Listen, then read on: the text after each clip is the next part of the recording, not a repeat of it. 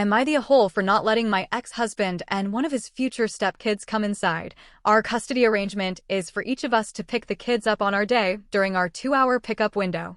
He arrived at the house, and I already had the boys ready. I saw his car pull into the driveway on my camera, so the boys were already halfway to the door when my ex knocks. I open the door, and he is holding the hand of a 4-year-old. He asks to come in and says his fiancé's son needs to use the bathroom.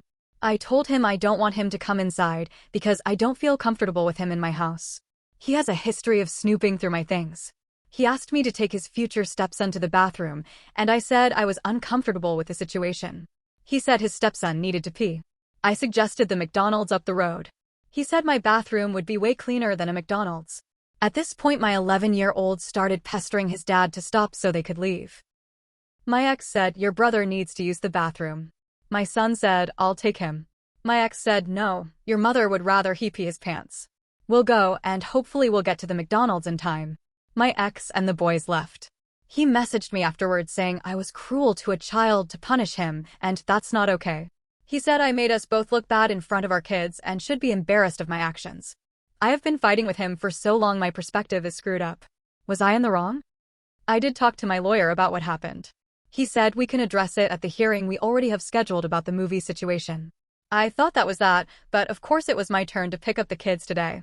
When I arrived at my ex's place, he opened the door very wide and invited me in. I was suspicious and said no thank you.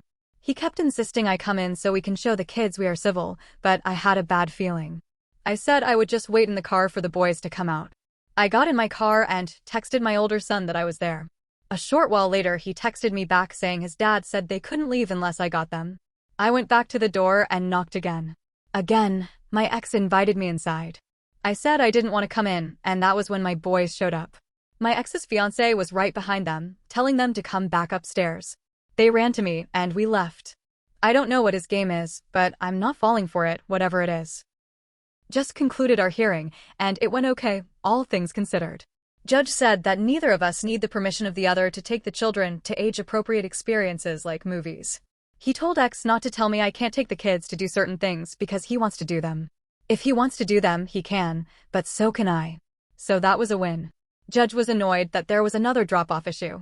He was especially annoyed because the reason he gave my ex a 2-hour window for drop-offs was because he said he needed the flexibility since he is a caretaker of his fiancé's children.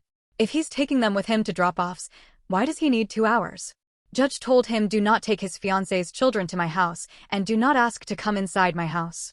He told me not to ask to go inside his house either. He also told me not to rush my ex and to be patient and allow the children time to come to the door. I wasn't rushing him, but I didn't say that to the judge. I just agreed.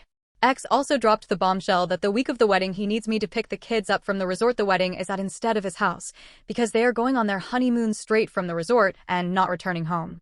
I am very uncomfortable with this, and my lawyer said that is too much of a burden to put on me. The judge disagreed with my lawyer and said we all have to be flexible sometimes. So I am stuck doing that. I feel like he intentionally started fights about the previous 2 issues he knew he would lose on so the judge would side with him on the final issue to make things fair. Maybe I'm just paranoid. So 2 wins and a loss. Hopefully they'll be too happy about being married to pull any stunts. Love stories like this? Then make sure to hit that like button, drop a comment below, and subscribe so you never miss what's coming next.